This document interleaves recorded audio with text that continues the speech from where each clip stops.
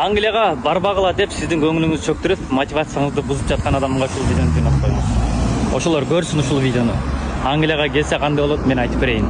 Достор, комментарий жазабыз, лайктан басабыз. Мүмкүн болушунча ушул видеону поделиться кылып, элдерге таратабыз. Англияга келсеңиздер, достор, биринчиден сиздерди жумуш ордуңуздар даяр. Келесиздер, 2-3 күн жатасыздар, бардыгын даярдап туруп, документтерди кол коюп туруп, жумушка чыгасыздар. Жатаканаңыздар даяр. Сиздерди кайда барам деп жатакана издеп отурбайсыздар. Анан дагы бир айта кетчү нерсеси, бул жакта адам укуктары аябай жакшы корголгон. Ошон үчүн сиз атайын Кыргызстандан бул жака келип аткандан кийин сиздерге жумушчу 32 сааттык жумуш бергенге милдеттүү. 32 сааттык жумуш бул эң төмөнкү баа менен айтылганда жумасына 33 000 сом иштей аласыңар.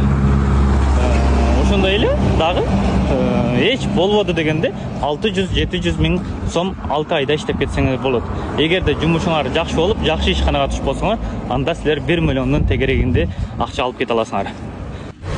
Ошон үчүн келгиле достор, мүмкүнчүлүк барда келип, иштеп, үйүңөргө бирдемке кылып алгыла.